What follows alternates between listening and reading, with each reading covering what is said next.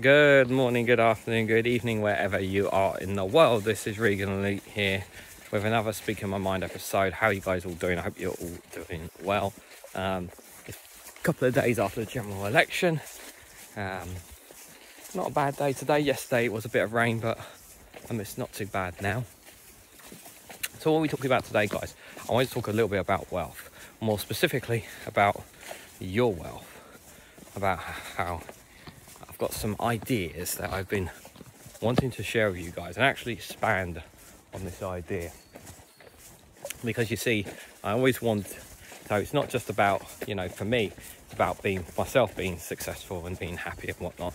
I also want that to be for everyone.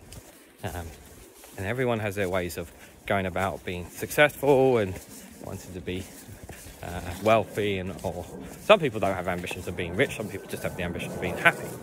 However, wealth can also lead to happiness as well.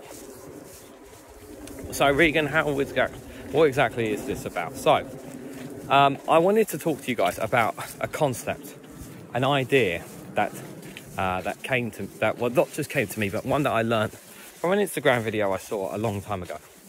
And it was a very simple, and the concept made very, very sense. This is from a millionaire or / a billionaire or whatnot, and he made this very clear.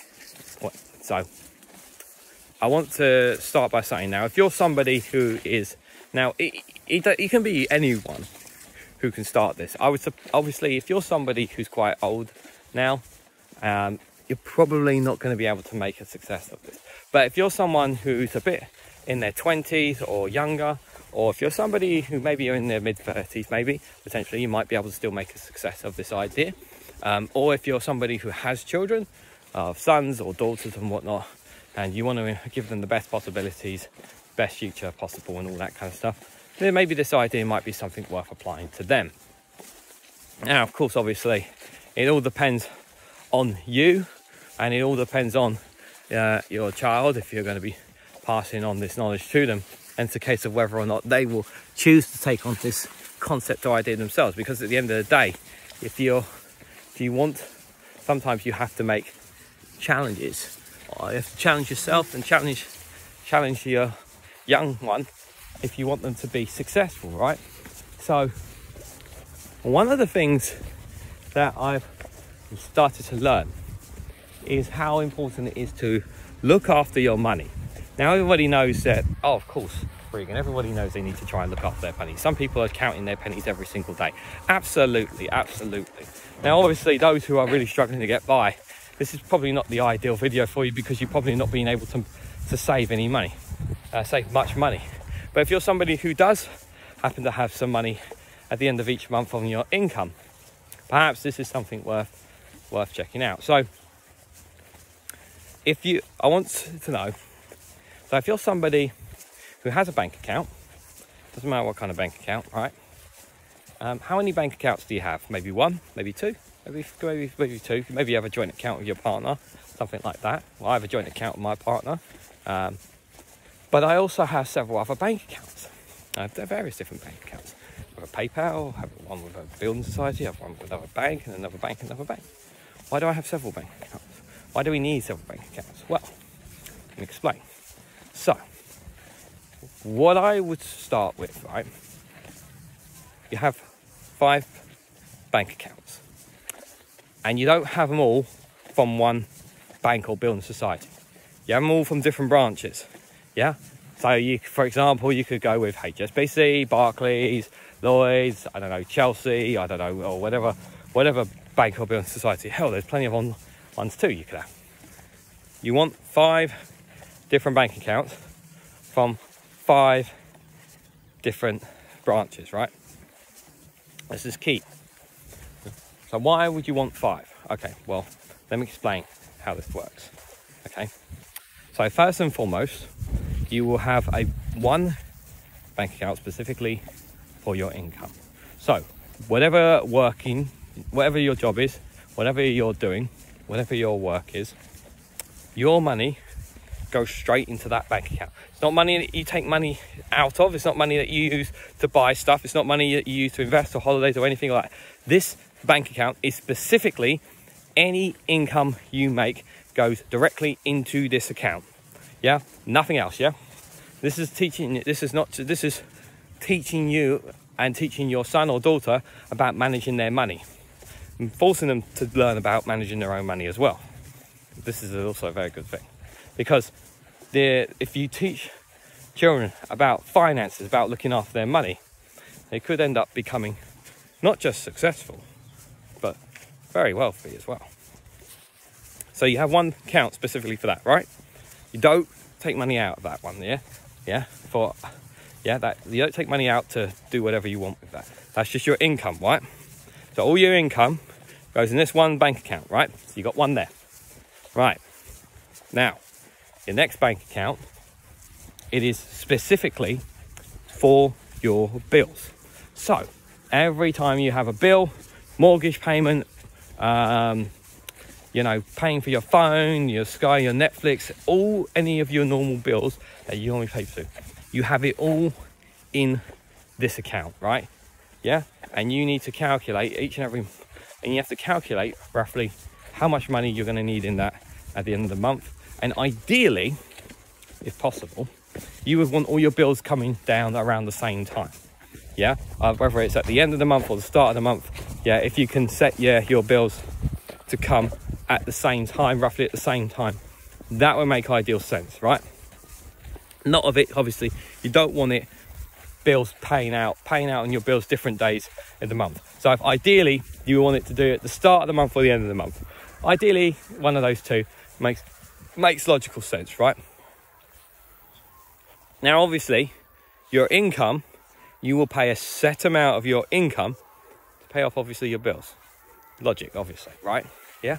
Now, yeah, because obviously you need to pay for your bills. All right. So now a chunk of that obviously pays off your bills, right? Now, obviously, this concept won't work if you're somebody who doesn't have money left over, which is totally understandable. But if you're somebody who does have money left over, let's continue. So your next bank account, right? This is another really important one. This is where you can start something here.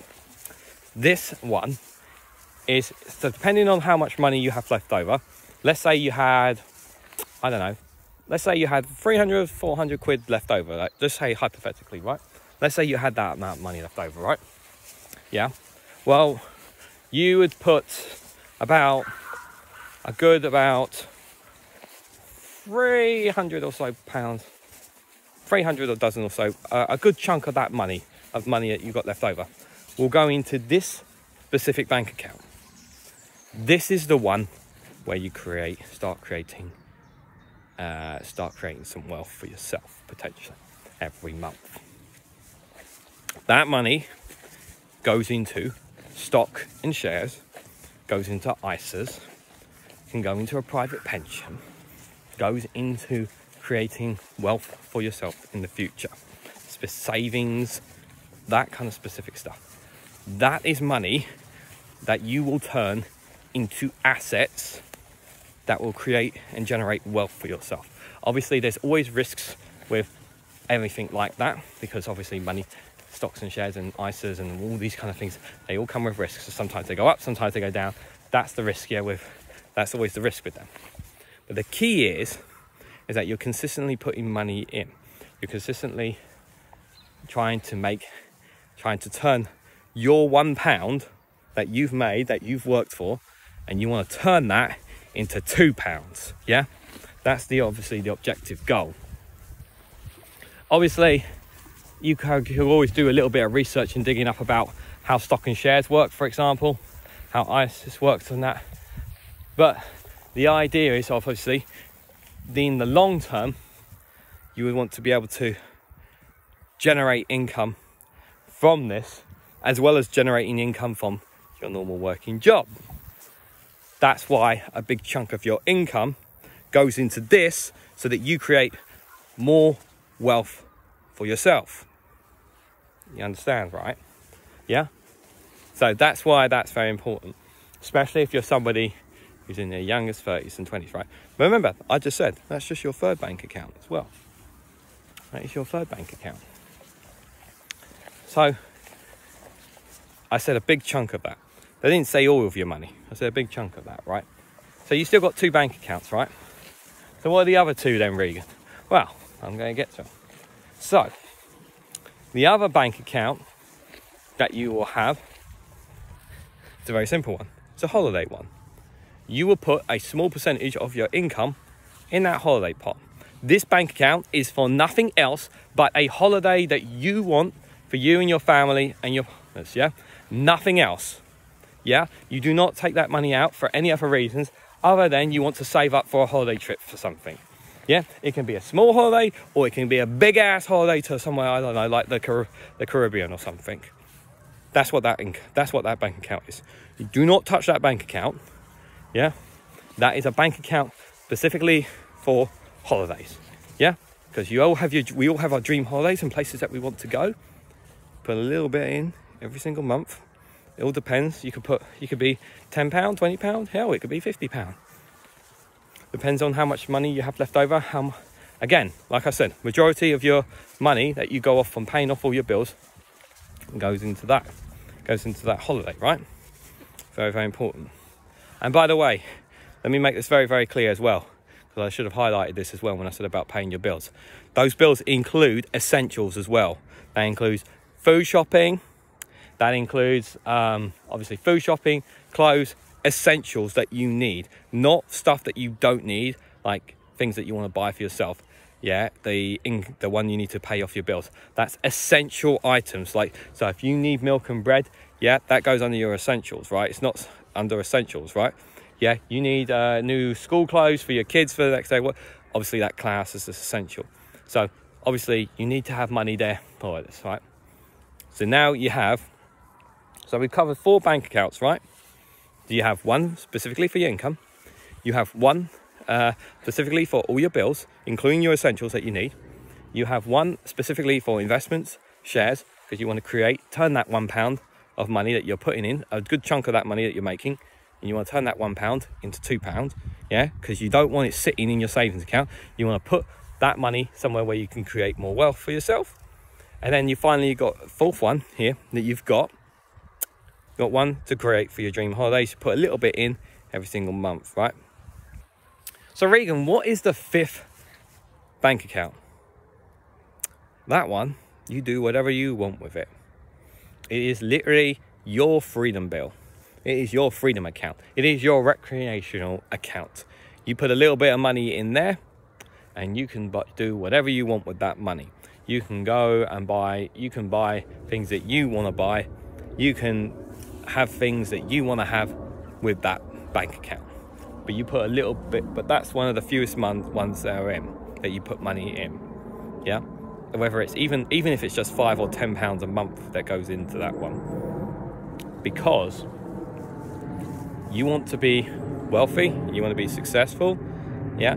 Obviously, about you working and grinding, obviously you have to work and grind to earn the money that you have to earn. But if you think about what I've just said, yeah? You think about, yeah, spreading out how you spread out your money, how you manage that money, yeah? Yeah, because what I'm saying to you is that you have to manage your money. It's not all in like one account where the money goes in, money gets taken out, or there's different subtractions or whatnot. You are forcing yourself or you're forcing your children to manage their income. And it's teaching you better about managing your finances, teaching you about assets, teaching you about stocks and shares, all these kind of things. The whole idea of this is that you make every single bit of your money count, that you get income that comes in. That's what it's all about. Now, the $1 million question, shall we say, or the £1 million question, the £1 million question, as people will probably say to me. That sounds all great, Regan, but why haven't you done it? And the reason is, I already have. The only difference is that I'm not flooding in as much income as possibly some of you guys are. But that doesn't mean to say that somebody who's watching this isn't making decent money themselves. But it could be a game changer for you, for your life, or for your son and daughter. Teach them to manage money. Teach them to learn how to manage finances. Schools will not teach this to them. If you teach them how to manage money, how to look after finances, how to turn £1 into £2, your child could potentially become a very successful, wealthy person. Let me know what you guys think about this idea. Let me know what your thoughts are in the comment section down below. Do you have multiple different bank accounts that you spread your money across in the concept that like I do? Or maybe you do it something differently. Or do you have all your eggs in one basket? Let me know your thoughts about this and more in the comment section down below. Thank you all so much for watching, and I hope to catch you all very, very soon.